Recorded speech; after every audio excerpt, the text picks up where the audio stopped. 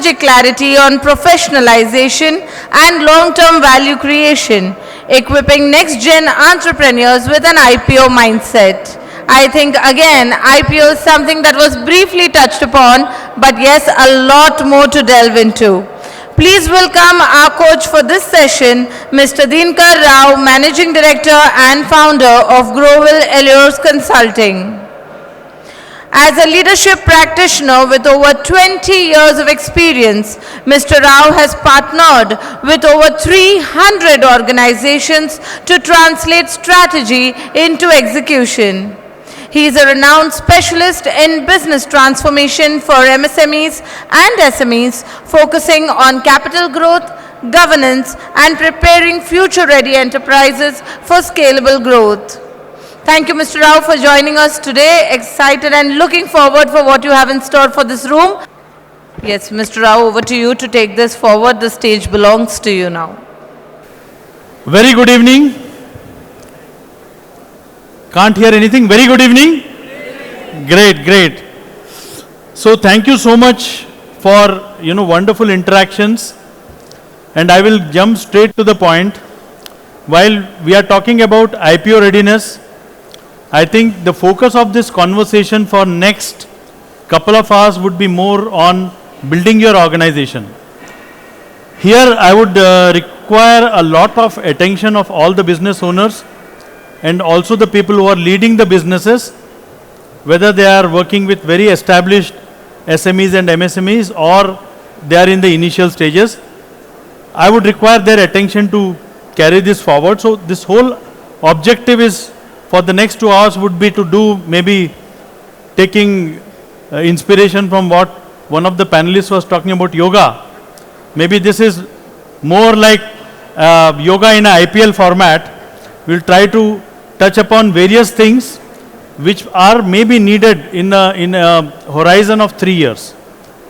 So what are all those things? Okay, but before we do that, I'm extremely thankful to Miss Anita Raghunath and Raghuji for building this whole conversation to have this kind of a workshop for MSMEs and SMEs. Also for Mr. Narang, who interacted a lot, gave brilliant ideas to design this. A whole lot of people, in fact, I'm extremely thankful, who sent a lot of inputs. Mr. Kumar Swami, Ratan Singh, Yatish, Gautam, Mr. Fali, Manoj Kumar and Yash Gupta. I hope I have covered everyone. Why are we here all together? I think everything which is uniting all us here is the whole intention of growth. And the next 2 hours we are going to dissect and come down with what are all those small elements which can possibly create a very compelling brand, which we can make possibly IPO ready. But before we go there, I think for me it is important, more than talking about IPO readiness, it's important on how do we come out as a compelling brand which can really give a tough competition to the multinational companies. So over the years I have been working, and I'll give you a quick introduction about my journey into this profession. I think it has 2 fundamental parts. My consulting journey has 2 fundamental parts. The first decade was working with multinational consulting firms.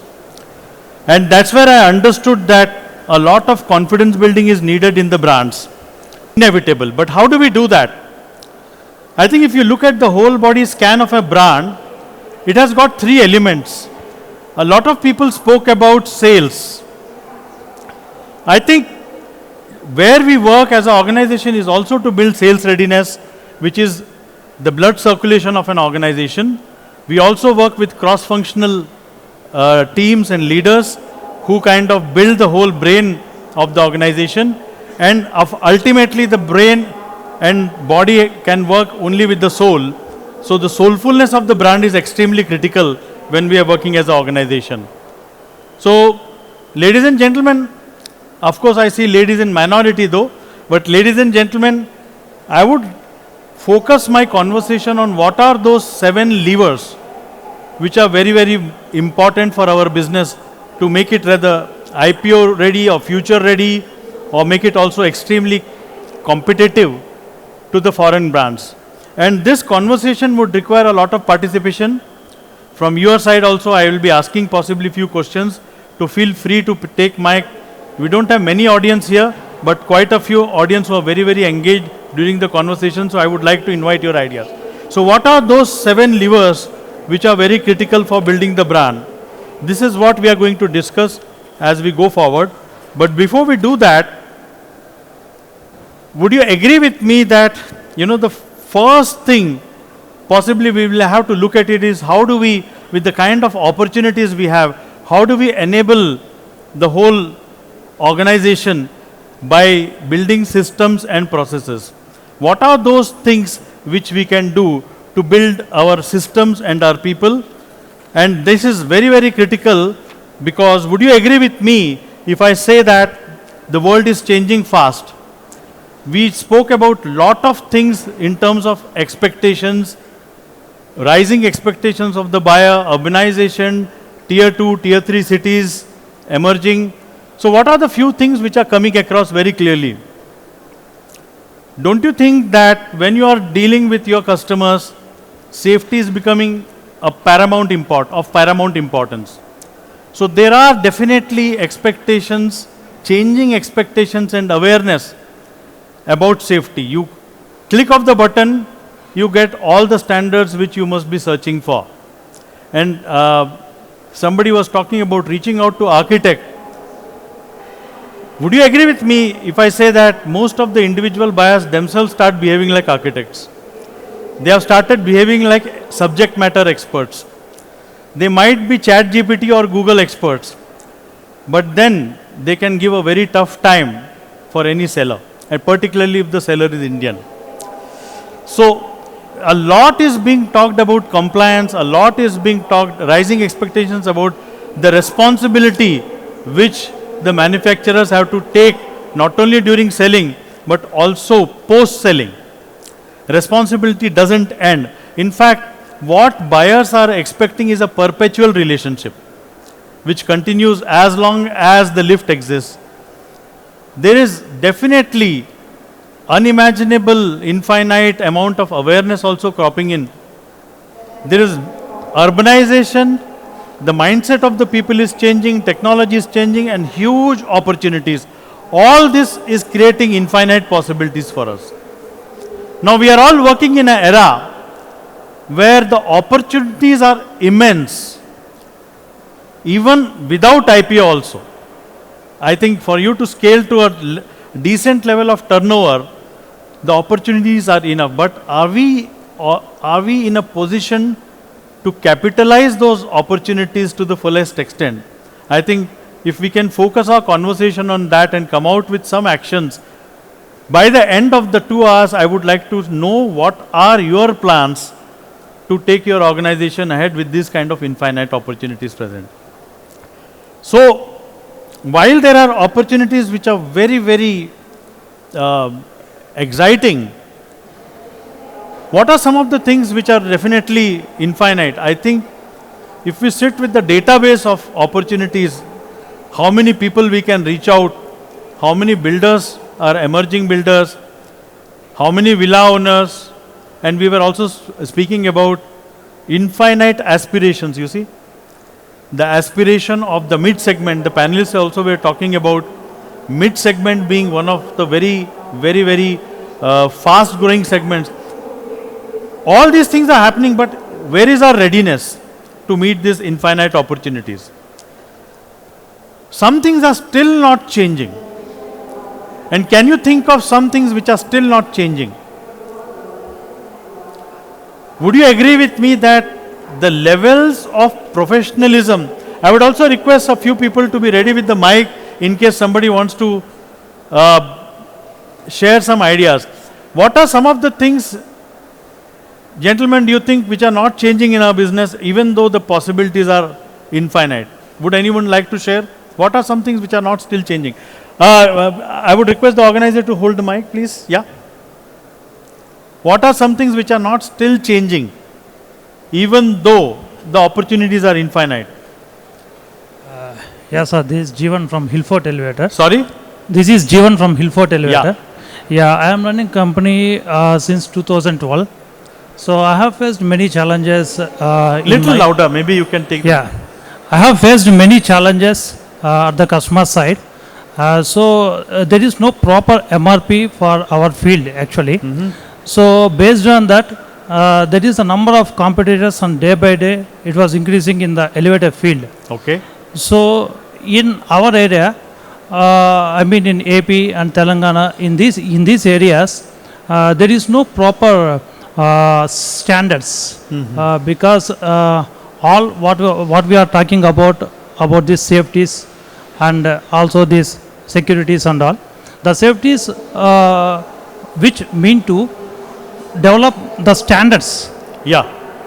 So because for the safeties only, we are making some standards for our product and all.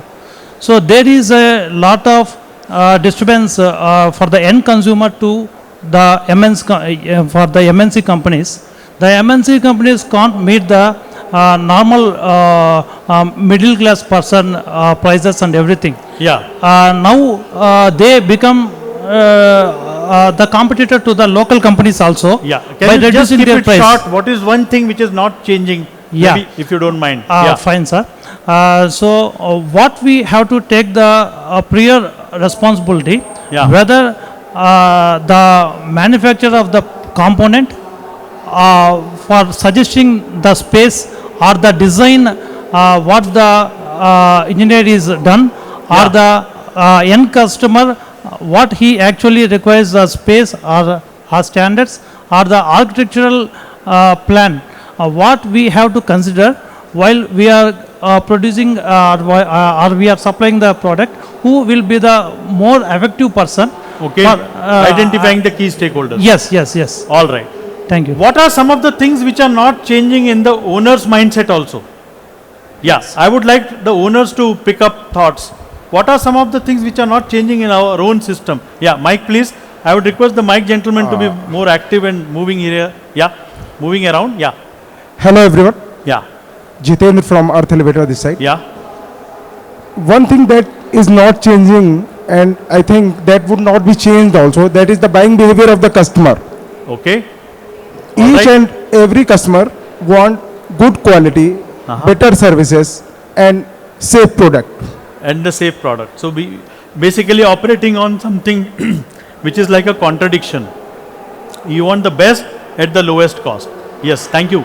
Yeah, some examples, Hello, please. hello. My name is Nitin Gadkari from Elevate IQ Solutions. So some things which are still not changing, I will put it as chalta hai attitude.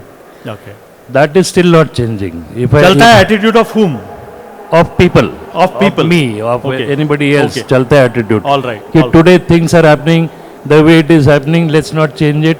So that is not changing. Right. So I still believe chalta hai, chalne do. Chalne do. Who will change it? Why should I change it? Yeah. It is not my job to change it. Why Right. should I initiate the change in that Right, attitude? right. It is somebody else's job, and everybody blames it on government then. Right. Right. Thank you. Absolutely.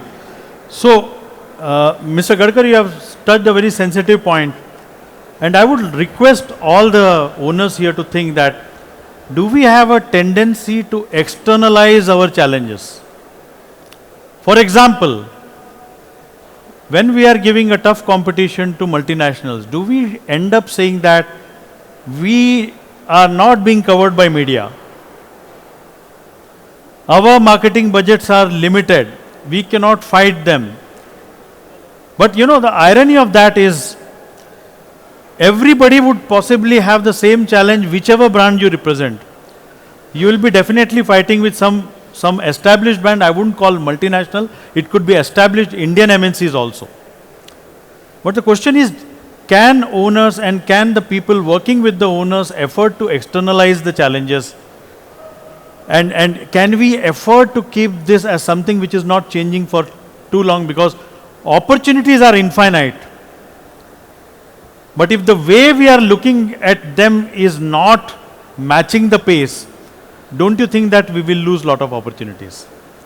And that's where I think a lot of owners have to work, and that's where I am going to touch upon the 7 levers which we are going to work upon. I think the first disconnection which I see clearly happening is that what customers want Mr. Ratan Singh also mentioned that they need a lot of customization. They need a lot of attention. They need pampering. So don't you think we have a great opportunity as Indian manufacturers to create compelling experiences? But having said that, if we end up selling products and services and specifications, we'll be missing the bus. So do you observe a tendency in the teams to sell products rather than building an opportunity to create a compelling experience? Let me elaborate on that. And this conversation also came up in the panel, that factory visits definitely create trust. And what the buyer is buying is trust. Now, is there a compelling experience we are giving to the potential buyers to come to our factory? And my clinical analysis of sales pipeline time and again has proved that if the people come to the factory or your experience center, the probability of closure increases substantially, to the extent that it reaches 70% probability in your pipeline. But I am also working with the organizations which are finding it very difficult to convince their own sales staff to be able to convincing enough to invite people to the factory. So the number of factory visits in some of the organizations is as low as 10 to 12 in a year. Whereas their potential and their turnover is also 500 crores, 600 crores, but possibly our people are not creating a compelling experience in the sales conversations to invite them. Now tell me friends, unless and until we don't invite our potential buyers to the factory and our team doesn't develop that ability and conviction, how are we going to grow as a future ready brand? So for a brand to become a future ready brand, it needs to develop abilities in everyone in the organization who is customer facing to create a compelling experience. It could be also service teams. But we'll touch upon all those levers as we go along. So the first discussion is that customer wants experience and we end up selling specifications.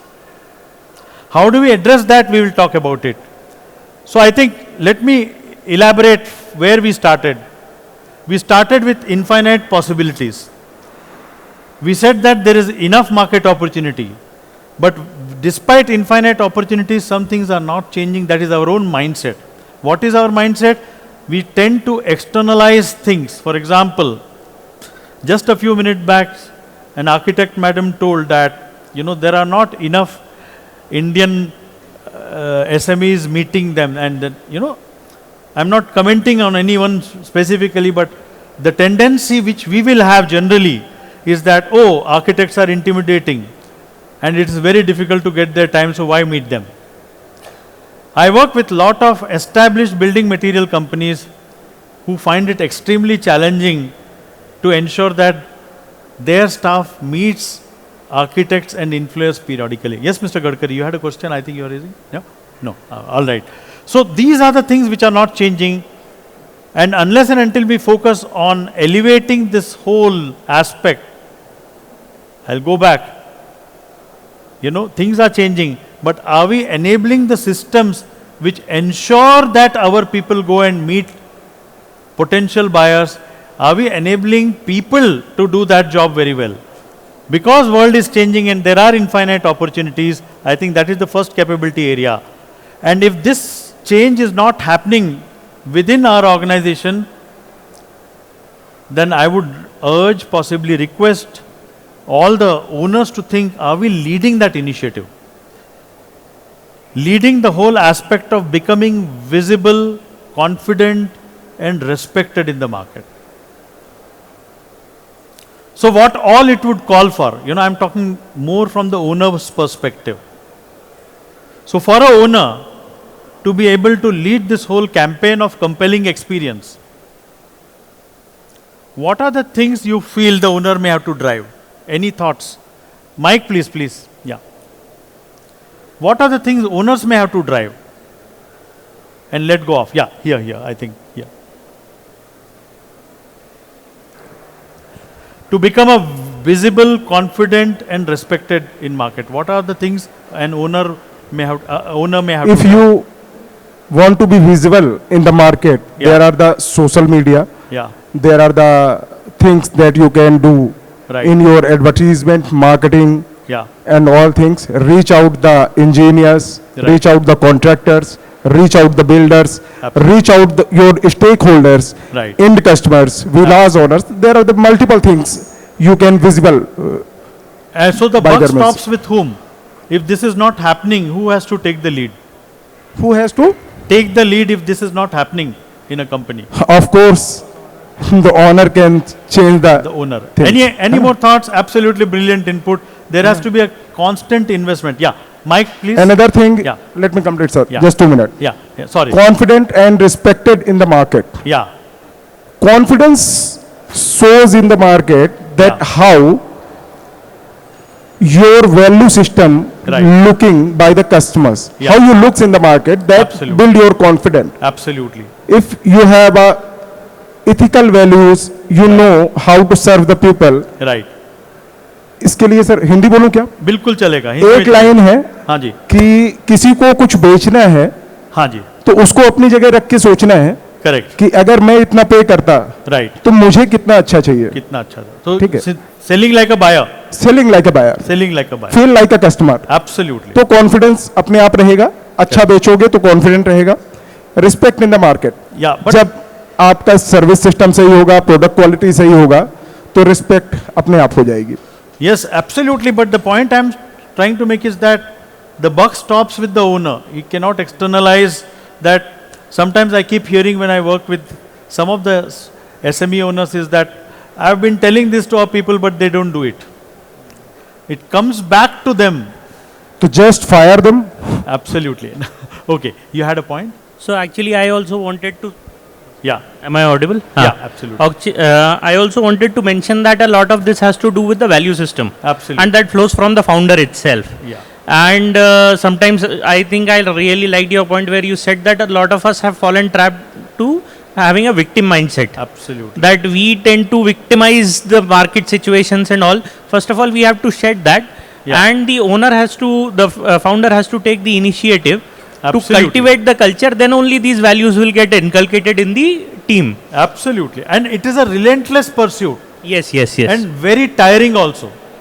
So I want to make it very clear that if you want to make the organization future ready, IPO ready, get ready for a marathon. So IPO, in my opinion, is something that Something is a byproduct. Byproduct. First of all, you have to build a company that has to last several years, that has to outshine others in terms of customer experience, and then IPO will happen on the way. Absolutely. I like one of the panelists who said that be it whether IPO ready or not ready, we have to be investor friendly or not. Every organization has to be investor friendly. Ratan sir said that. Absolutely. It has to be investor friendly and everybody is investing. For example, there is a trend where, most of the elevator companies, even multinational elevator companies have started having channel partners. Just day before yesterday, I was talking to a multinational elevator company where they said they didn't have the whole policy of channel management. Now they have started acquiring channel partners. Don't you think that having good channel partners itself is an investment strategy? They are the financial backbone. And some of the engagements I have done with the channel partners has given so much of confidence to the owners that they said that our financial backbone has improved now. We can expand. And they are gung-ho about the expansion. And everything is within us. I think the whole idea is, are we engineering that? I'm not saying we are not doing that, but I'm just provoking it that are we leading enough? That's the question. Are we leading enough? I will also give examples of organizations where, the typical Indian problem that we start everything with excitement and the enthusiasm dies down. So I've seen that happening in the organizations where the whole channel management practice started. They hired one person, 2 years that person slogged, brought everybody, and for some petty issues, the channel management practice slowed down. So are we really leaders where we are creating infrastructure for the channel management, for example, to flourish?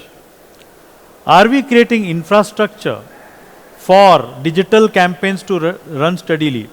There are also organizations who are not very friendly with this whole idea of advertising. And I'm also coming from European consulting background where marketing was treated as a taboo. You know? But there are some Indian companies who have patience for 4 months, 6 months and 7 months down the line they start complaining that SEO is not working, it is not bringing them on the first page. So everything you lead to build a brand is a marathon. Of course, you may have to, without any apology I am saying, you may have to micromanage things and call it detail orientation if you don't like micromanagement word. But in a very detailed oriented manner, see whether our bar is moving in the right direction. And you know, the buck stops with you, so there is no option other than you as owners, particularly talking about companies which are less than 500 crores, 100 crores, 200 crores, to take enough lead to make the brand visible, stop blaming media, stop blaming MNCs, stop blaming the government and situations, and see what is possible in their control.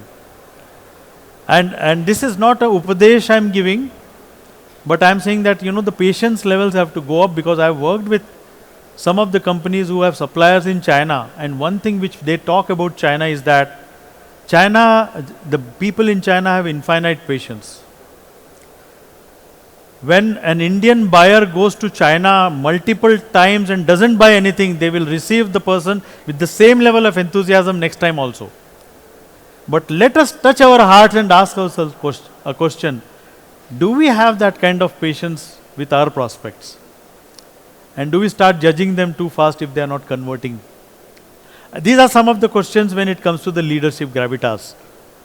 But then, as Indian players, we have 5 realities. I am very empathetic about that also. And what are those 5 realities which are staring at us? Would you agree that we are in a situation where we have unpredictable pipeline? Certain months are very good, certain months are not good. Do you think why the pipeline is unpredictable? What could be the reason? Unpredictable pipeline. Not proper system. Not proper system. I would request gentlemen to have a mic close to him. One of the gentlemen can be close to him with the mic. It becomes easy. Yeah. Not having system is one of the things which. Yeah, and second thing can be you are not tracking the data. You are not tracking the data. Any other thought? Because sales revenue is closest to our heart. Other thing will be the marketing is inconsistent, that impacts directly to the sales. Absolutely. Any other thought? Yeah. Mic please. Yeah. Long-term relation building sometimes takes back seat Absolutely. over immediate accruals. Absolutely. I would give an example from one of the real estate companies. Some of my engagements are also with real estate companies. So there was a mindset even at the board level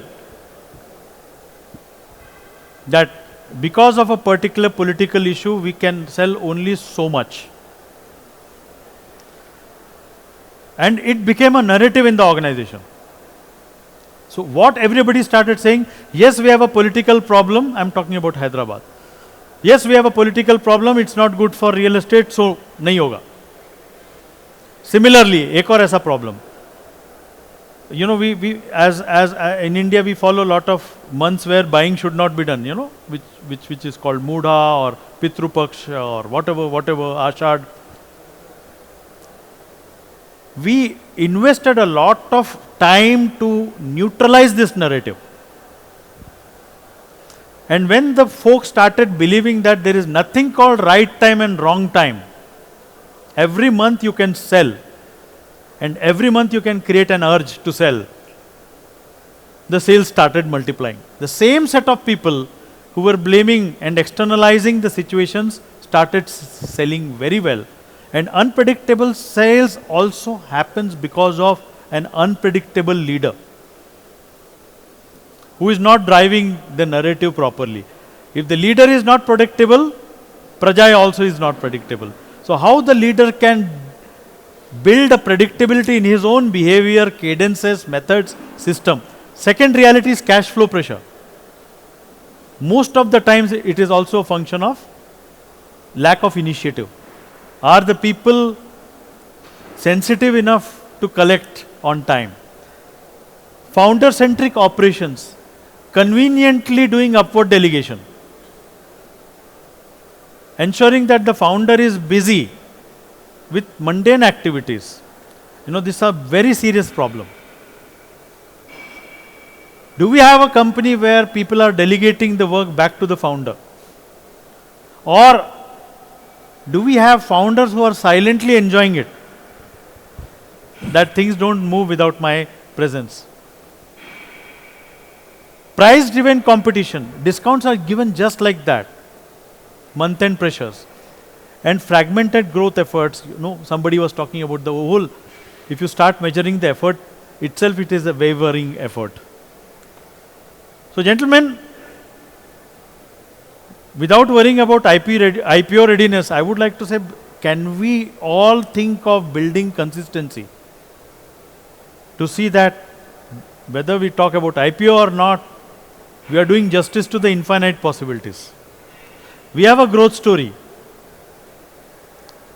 Indian population is aspirational. People want to move towards luxurious experiences. All that is a good reason for any brand to do well. Possibly we are living in the best of the times for which many entrepreneurs were waiting for years together. But is that conviction translating down the line? That's the question.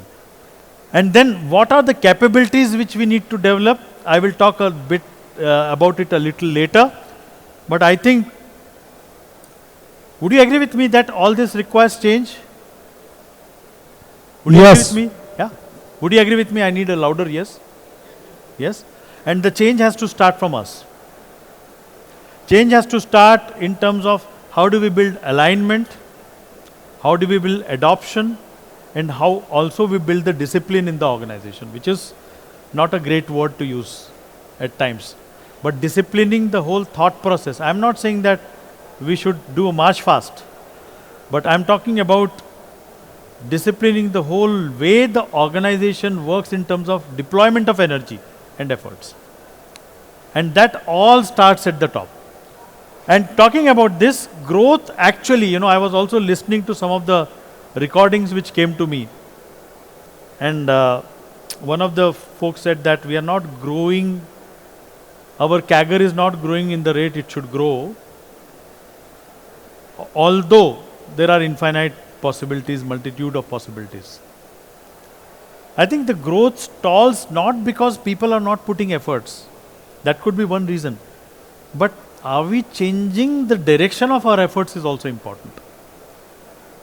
Are we looking at how do we modify the efforts in such a way that they become much more effective? So growth stalls not because effort is making, because change itself is not managed. Let me give an example. Again, an organization where I am again giving very MSME, SME specific examples. The engagement started in 2020 during the COVID time. And one of the biggest gaps I found in the organization was that the managing director himself was involved in sales. There was a manufacturing department, but the managing director had to spend a lot of time in sales. So by fixing one problem holistically of finding the right guy who can lead the sales, today we are in a situation where the sales pipeline itself is 5 times of what it was. The company was doing only 4 crores, and today we are in, let's say, February, they are already touched 25 crores. The credit goes to that person who joined the sales department. Infinite hunger.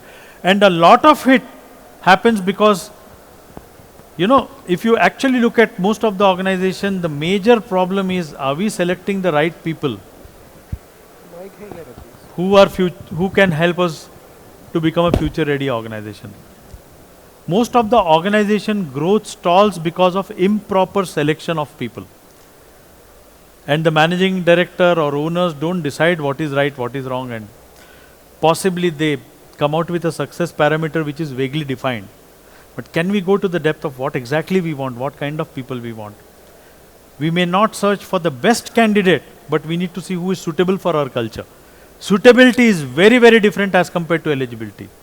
For example, sometimes when I'm on the sounding board of a interview committee, I found that we want the perfect candidate to join us. But you tell me why the perfect candidate would join an imperfect organization.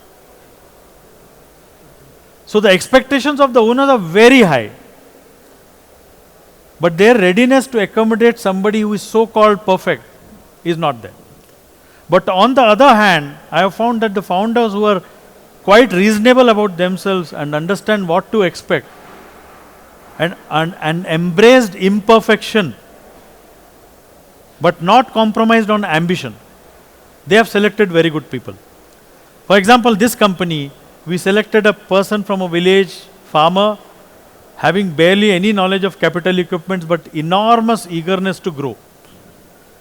And that person grew to become a national sales head in just 5 years. What made that growth possible? Discipline, ambition, and conviction. But in how many situations we are able to select such people with patience? And do we try to go for that perfect candidate who should join an imperfect organization? So neither the candidate can be perfect nor the organization can be perfect. So what matters is that, are we ready to marry two imperfections which can gel well? That's all. And with this beautiful tango of two imperfections, if there is a growth mindset, objective to grow together, I think we achieve pragmatically what we should be achieving. So this is one of the examples. There are many. So what are the capabilities which are needed to overcome these realities? I'm requesting you, I'm not saying that you don't have a predictable pipeline. I am nobody to say that. But if you feel that you have an unpredictable sales pipeline, maybe next 6 months invest on how to make it predictable. Invest, and the first E, enable those systems which can build predictability. Give more rewards and recognition to the people who are more predictable, rather than guys who talk about achieving 5x because the managing director uses 5x in every narrative. It has become a fashion statement to use that and achieve only 2x or 1x or not even x. So can we develop that kind of honesty in the sales teams to admit mistakes, admit vulnerabilities in the pipeline? For example, when we do our weekly reviews, we ask only one question along with the managing director. What is the greatest risk you see in your pipeline? What is the good news and what is the bad news? The moment people start opening up about the good news and the bad news, the pipeline becomes predictable. Irrespective of the setup, whether you have an assembly unit or a manufacturing unit, can you invite more and more prospects to build the confidence to your factory, experience center? That builds predictability. It's of no use that if you have a great factory, nobody visiting. Yeah, Mr. Gadkari. Yeah. What is happening in reality is in the meetings. In the meetings, Yeah. what is good news and what is bad news is not being asked, maybe because of a time constraint. Yeah. But what is being asked is, how much is the number you are going to get tomorrow or by the month end? Correct. What is your number? What is your payment collection? What is your number of orders to be booked? How many extra material you are going to get and whatnot. So Absolutely. it becomes a only number driven game instead of asking what is positive and what is negative, and discussing and going into threadbare of that positives and negatives and coming Yeah. out with a solution. Absolutely. That doesn't happen. That's my reading. I'm retired maybe 5 years ago. Maybe now things have changed. Others must have different opinion about it. But that's my opinion about Absolutely. it. Thank you. So thank you so much, Mr. Gadkari. I think what is needed is a system. The moment we talk about system, we think it is Zoho or CRM or SAP. Invest on the system, get that system, and then start complaining that nobody is putting the right kind of data. Then start complaining about it, and then finally give it up. Or have a half-baked CRM. That's not the system. System is, are we developing a system to admit honestly the vulnerability of our pipeline? Because unpredictable pipeline can lead to massive losses to the organization.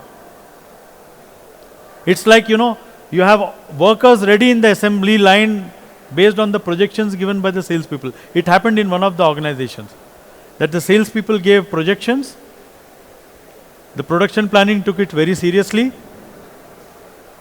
Projections didn't happen as planned, and all the workers who were invited on contract also to manage that extra production were lying idle. And we are talking about top line growth and bottom line growth. But if the focus is more on leaving all the rhetoric of shining India story or growth story, say, boss, all that is fine, but how much of it is predictable? And okay, how many people have at least agreed to do a video call of our QC department before they buy? Because without the QC department seeing any facility, how do you assume that the buyer has a 95% probability to purchase? Especially when it is a technical product. And buying from a new supplier. So I think there are a lot of things where we are managing by hope, and managing by hope cannot be a strategy. And I would partly put onus on the owners who develop this kind of a rhetoric in the organization, where talking is more rewarded than working. So are we rewarding people who talk a lot, or are we rewarding people who do a lot of efforts silently and mean more business? I think that's somewhere cultural change. Similarly, cash flow control, leadership depth. If you have to become future ready in next 3 hours, ask yourself one question. People reporting to you, if they resign and they again come back after 6 months for an interview, would you hire them? If the answer is yes, then you have a good pipeline. If the answer is no, then you have gone into a recruitment mistake. You are managing the mistake. Second, if you for any reason take 15 days leave, do you have people who can manage the show very well? And if you have reached the threshold of 15 days, if you exit from mundane operations and focus on something very strategic, do you have people who are ready to drive it? I'm sure we are all living in an imperfect world, so we'll not have the perfect answer. But if we start investing on the leadership depth, a lot more can be achieved in long term and short term. And how we choose our next line is also very critical. I'll give you an example of a real estate company. I don't want to name from where it is. I was hired as a coach, and I'm known for being brutally politically incorrect. So the question was asked that we want to grow so much, others are doing well. Within 1 month, we had a diagnosis very clearly saying that this sales head will not fly. So I had to tell the gentleman very clearly that, and I asked this question to this person, that how many years this sales head is working with you? He said 15 years. I said, what was the basis you made him a sales head? He said he was very loyal, does all the odd jobs for me. But I asked him, does he generate sales? He said somehow. But within 1 month down the line, I had to tell him that if you have hired me as a coach and you want to transform the organization, let me give you a bad news. You have selected a wrong guy. And then you have a black hole of leakage happening in the organization, which you will not be able to recover. So we transferred the gentleman to another division where all these limitations can be managed and loyalties can be rewarded, but not sales. Sales requires a different passion. Got a different guy who was ambitious, disciplined. Thanks to that person, within 3 months, pipeline improved, conversions improved, right kind of people started joining, and the biggest sign of a growing organization is that when wrong people start leaving your organization on their own, that means your systems are working. If your systems are prudent, precise, strong, people with the right intent will stay. Not capability, I am not talking about capability, I am talking about the intent. People with the right intent will say, people with the wrong intent, because of your sharpness and precision, will leave. So one of the important key areas for an owner is to develop that leadership depth. Have people who can on a daily, weekly, monthly basis have the rigor to understand what is the good news and bad news and report it to the board without any fear.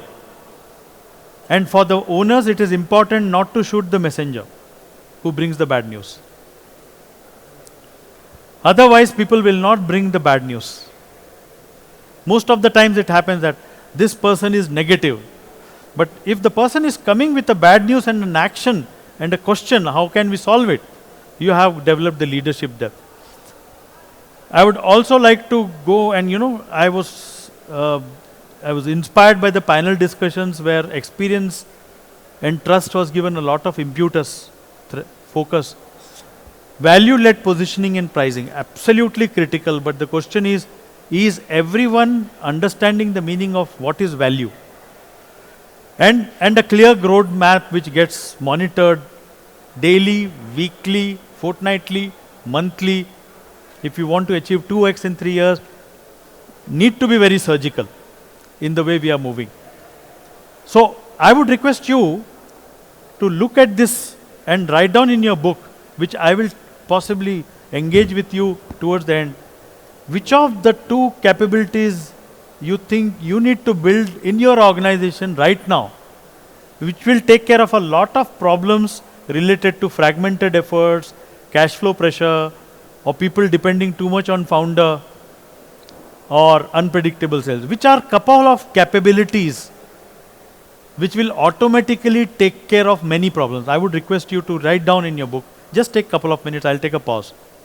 Write down couple of things which you want to change, or a couple of capabilities you want to embrace in the culture of the organization.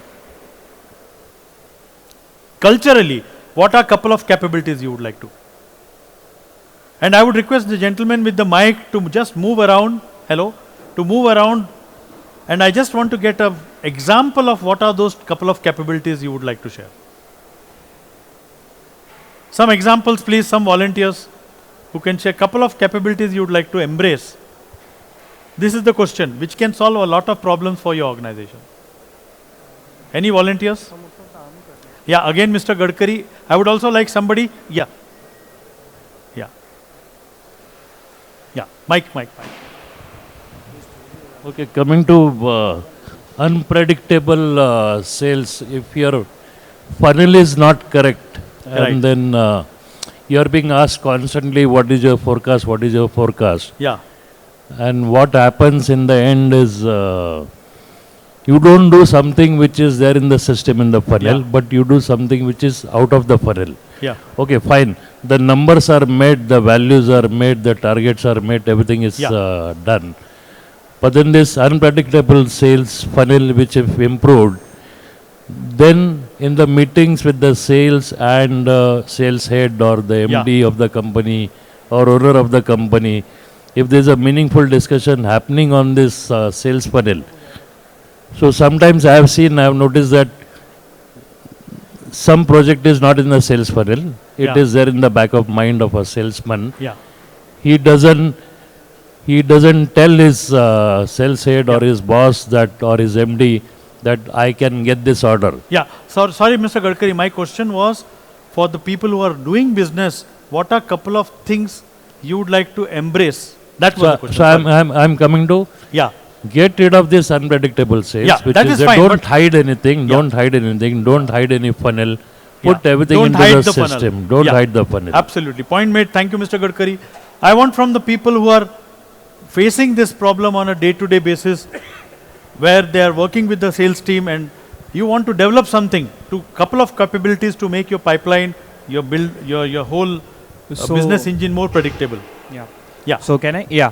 Yeah. So one of the capability I would say key to, as you rightly mentioned, that suitability is more better than the eligibility. Yeah. So the capability to hire a good person, Yeah. that has to be there. Absolutely. With a predefined process system, whatever you say, but that has to be there in hiring itself.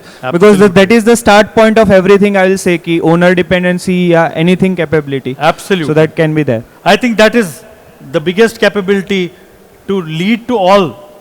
Yeah, that's what I Absolutely. can relate to. Hiring, and most of the losses, if you do audit of your organization, you will find out that most of it happens because of wrong hiring.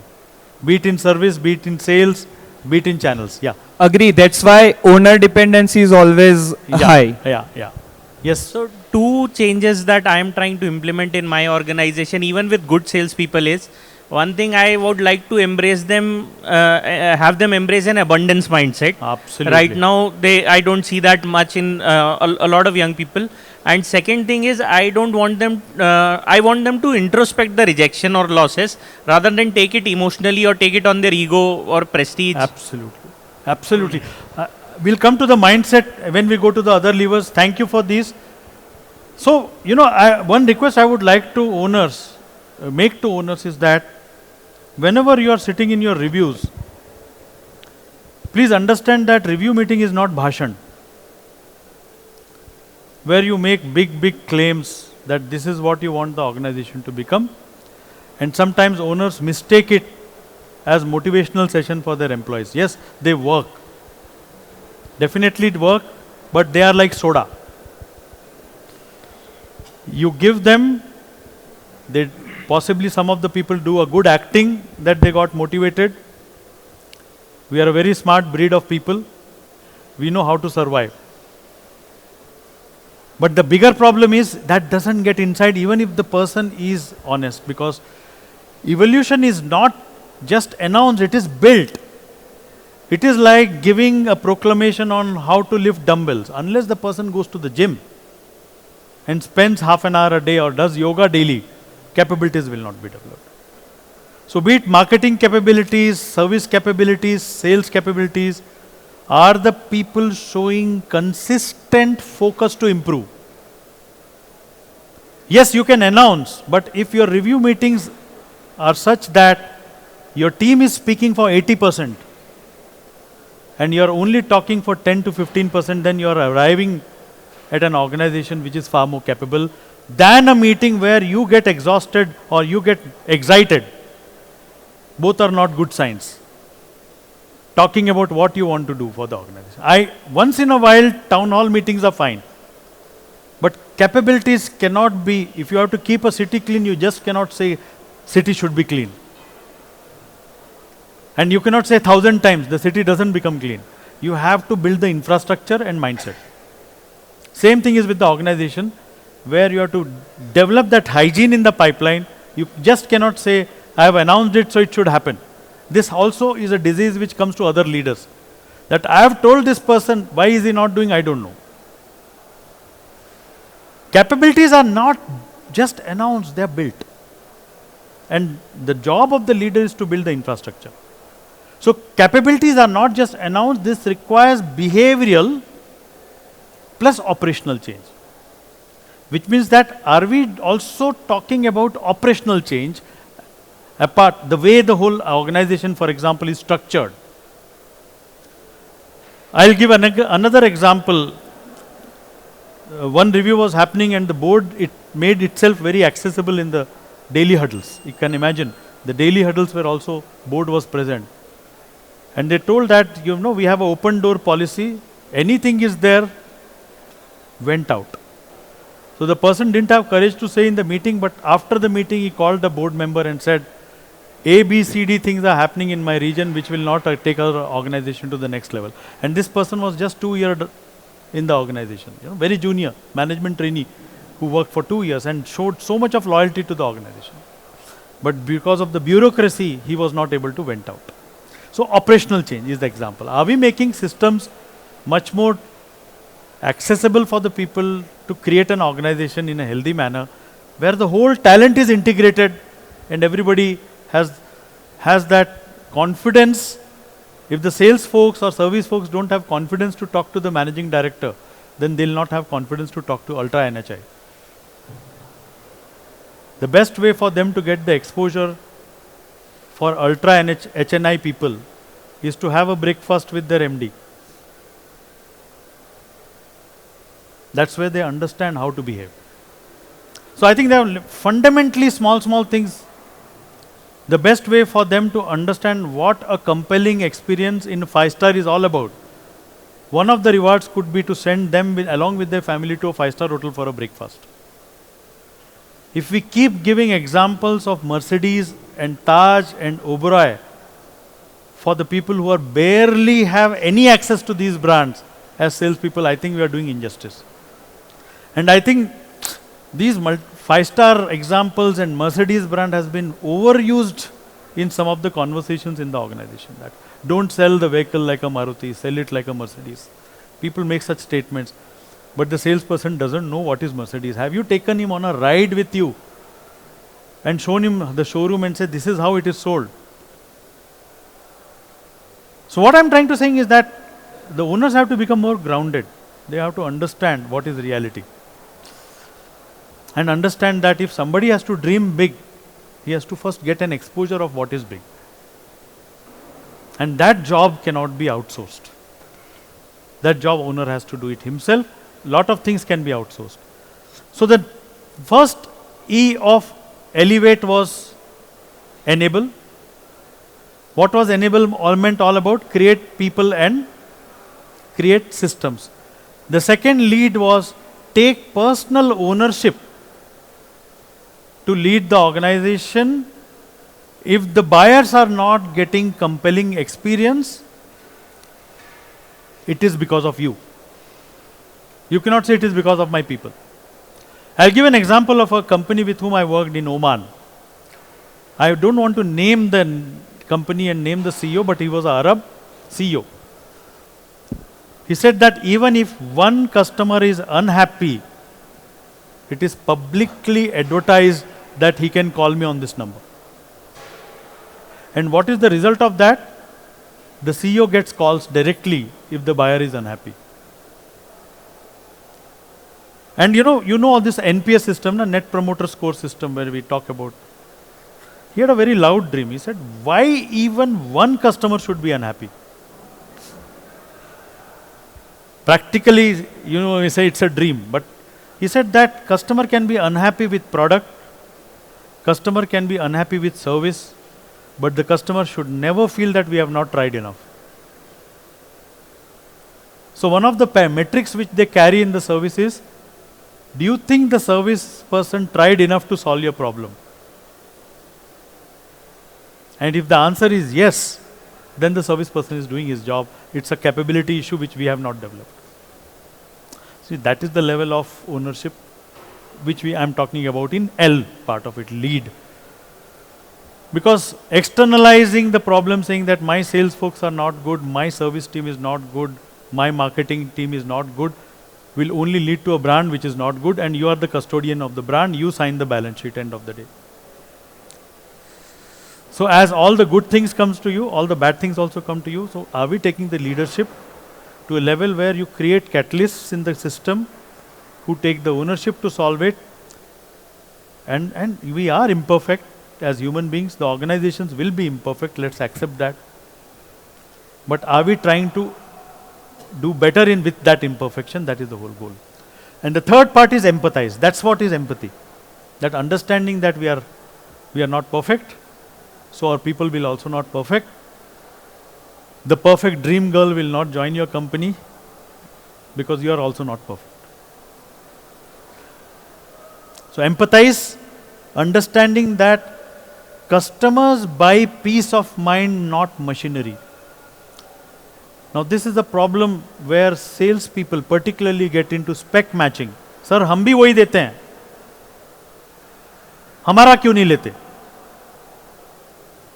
But they don't, possibly we are not understanding that customers are constantly, their black box is continuously running to understand, is this salesperson going to sell me something which is safe or not?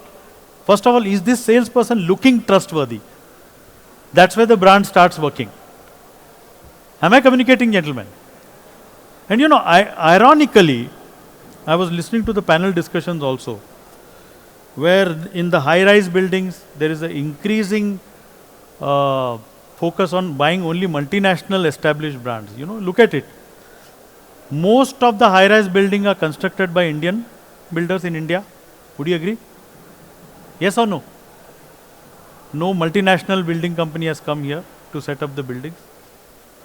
We don't have, most of the buildings don't have international architects. No. Most of the cement is produced in India. Most of the steel is produced in India. All the approvals for the building are given by Indians.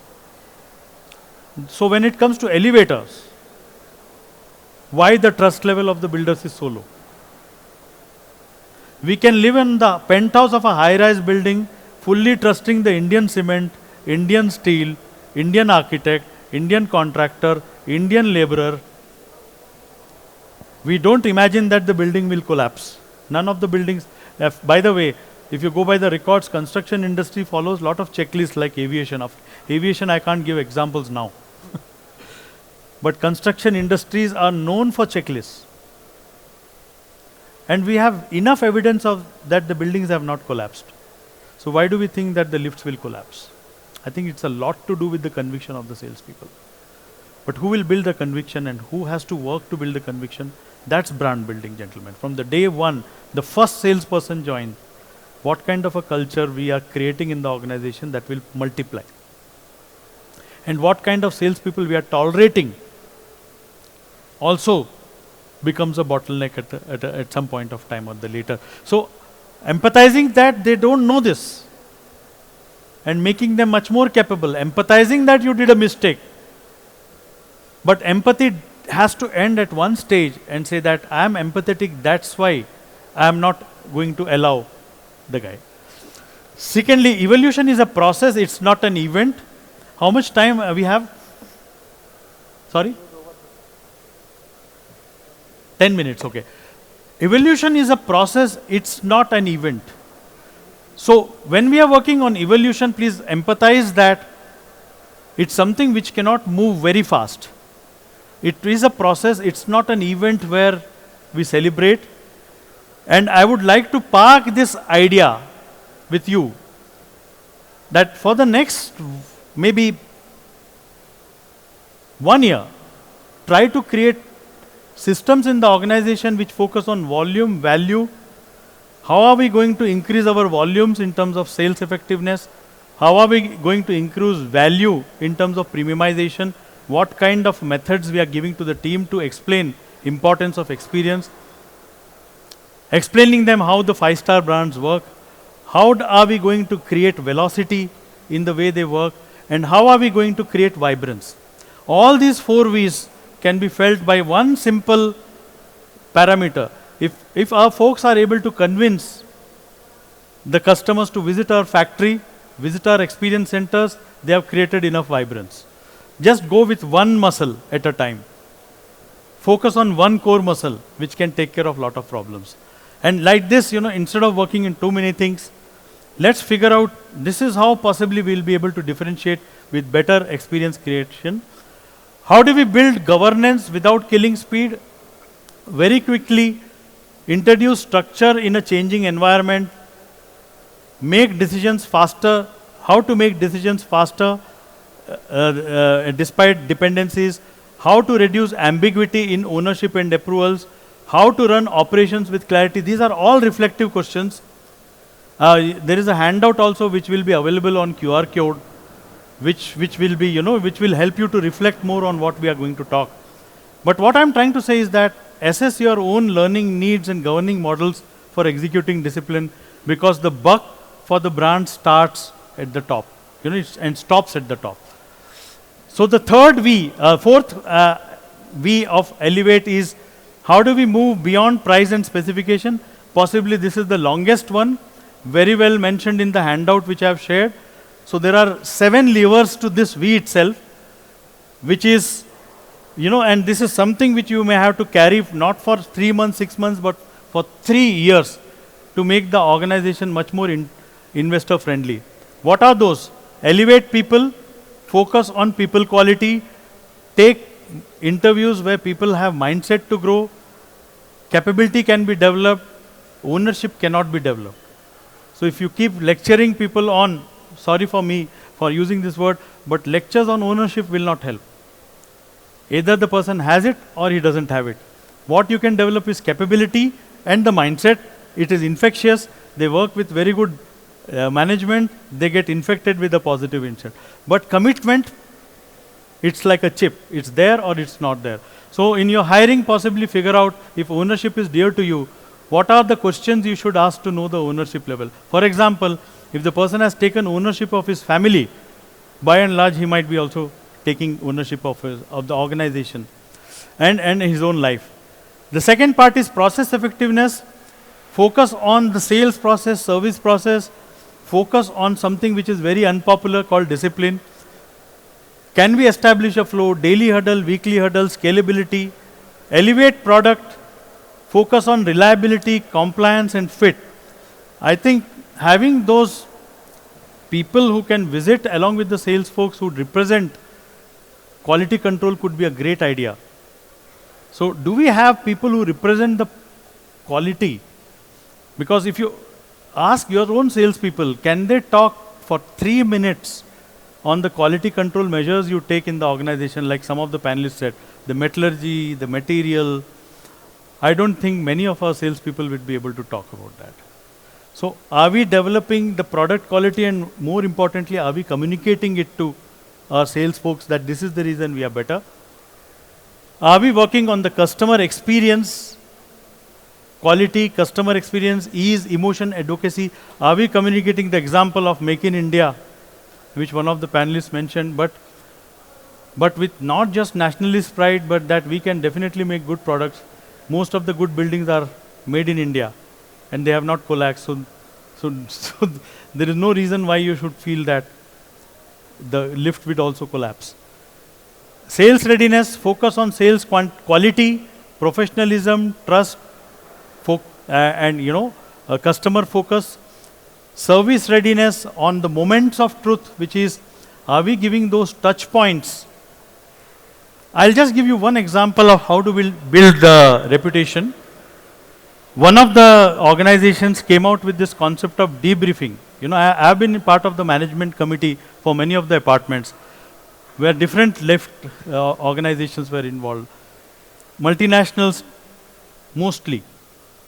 So I've seen that the way possibly the AMCs are executed, in some places it takes hell lot of follow-up to get the lift repaired. In some cases, it takes a few hours. In some cases, it happens instantaneously. But very rarely, the service folks give a debrief of what went wrong. It is not more than 1%.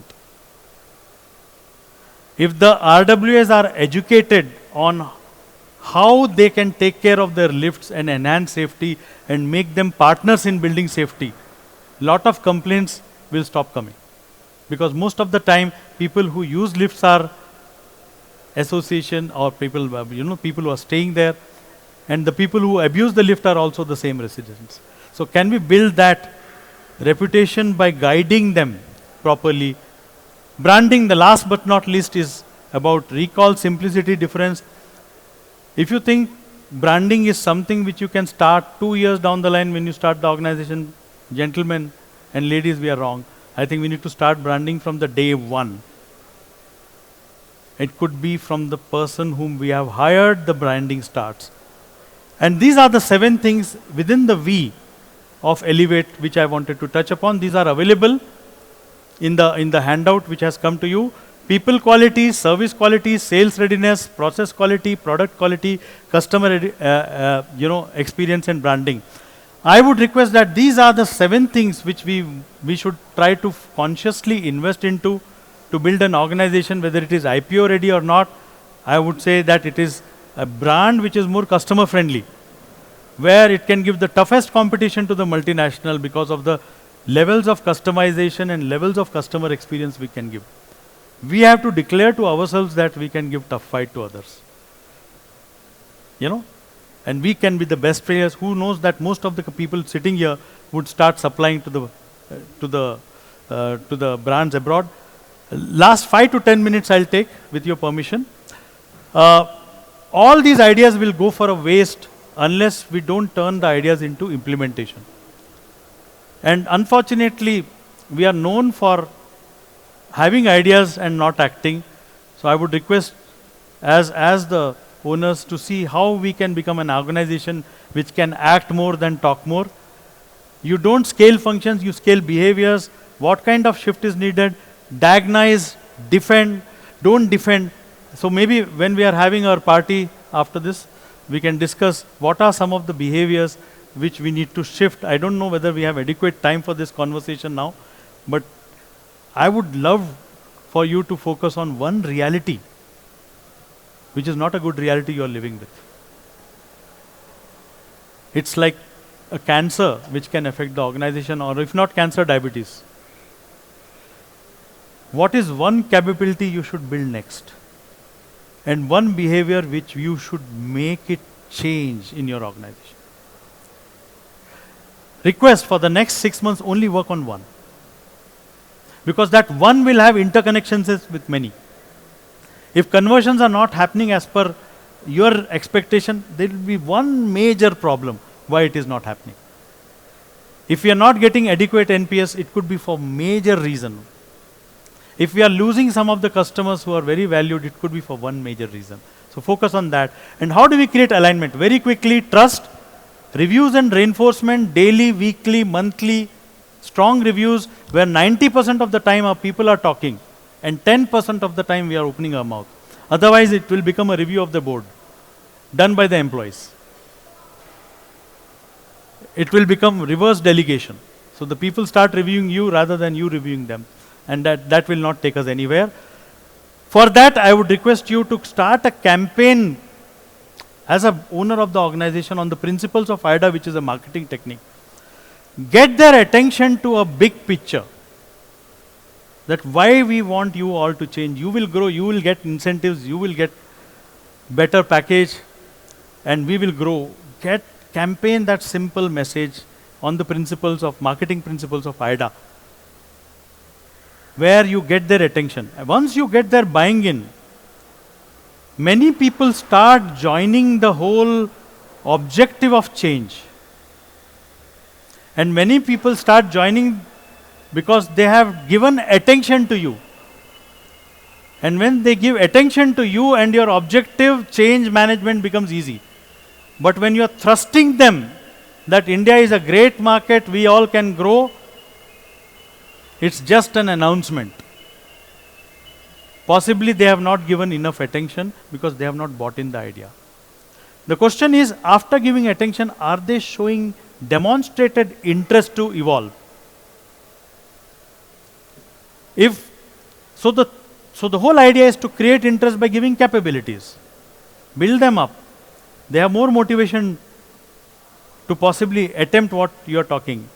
And once they have A and I, attention and interest, their desire to be a part of your movement improves. And then action is natural. And request you to consider this Kaizen method and bring them to the notice that if we are improving 1% every day in our reviews, in our mechanisms, we'll be 40 times better by the end of the year. But if we are degrowing in our habits every day, we'll be degrowing as an organization. So power of consistent improvements could be a campaign, and because the behaviors are the greatest differentiators for a brand in a business. People change for a reason. People need acceptance for what you're saying. Transformation happens through a collective of individual change. Change is the only enabler of continuous growth. And the most important thing is that people want to change when they see the benefit which is coming from the desired outcomes. So do we have shining stories of people who have grown in the organization? For example, if you are leading an organization where people have got promoted inside, and you have shining stories that you have produced 3 vice presidents, 2 general managers, you didn't have to hire from outside, the trust is imminent. But if you have stories that every time salespeople work, somebody from outside had to come in to become a leader, something is not going well. So the last part, gentlemen, is execute. Execution is what everyone remembers. With this, I would like to say that please come out with your 30, 60, 90 days plan and elevate well. Elevation is a strategic growth experience, not an announcement, where you need to work for at least 3 years through the principles or software of enabling systems, enabling people, taking the ownership, leading well, not blaming others, empathizing that we are imperfect, others will be imperfect. So let's evolve together. The best marriage between 2 imperfect people, intended to grow together. Value is all about convincing yourself that Indian brand is Indian brand, not a local brand. Indian buildings have not collapsed. Indian architects have not failed. Indian softwares are working very well. Indian steel is getting imported, so why not elevators? Act, trust, and execute. Build a vibrant team, and whatever I said is available as a handout.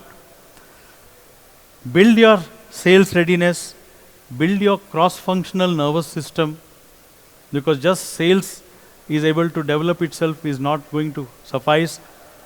Raw material, procurement, HR, finance, everybody has to become catalyst. And remember, the owner started the business with soulfulness. The most important thing is that are our people reflecting that soulfulness, that connect, that human intelligence when they are working with people. So gentlemen, as I said, I tried to do something which is like yoga in a IPL format with lot of speed. Generally, I don't believe in so much of speed, but then there was a constraint of 2 hours. So if I could reach out to you, I am very thankful. If I could not reach out to you, I accept my mistake. But then all this is available, and my numbers is also available, handout is available, and we are going to interact. If there is any lasting thought would you like to discuss, share, feel free. But just do come out with your 30, 60, 90 days. I started this 2-hour workshop with couple of beautiful words, thank you. And I would like to close this engagement with couple of words, thank you. Thank you so much for your attention, interest, desire, agreement. Thanks a lot. Thank you so much, Mr. Rao. I think your talk has been nothing short of inspiring, be energetic, and see building a lot of scope for the room to elevate in various ways. In addition to whatever Mr. Rao has shared, please continue being with me on stage. We also have a QR code of an handout right at the entry exit door. So do not forget to scan it to get your copy of the handout. Raghunath, please requesting you to join us on stage to present a token of thank you to Mr. Rao. And ladies and gentlemen, a huge round of applause.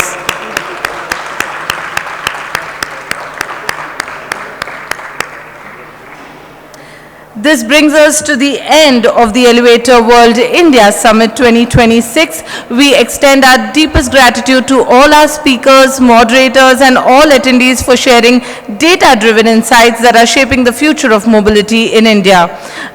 Do remember to join us for the Future Buildings and Smart Mobility Summit tomorrow morning at 10:30 a.m. and we will continue to bring industry expert insights. This is Shriyal Sethumadhavan, your conference producer, and I sign out from here, but Mr. Rao is going to be available for any conversations you need to have. Have a great evening and enjoy the networking and dinner with us. Thank you so much, everybody.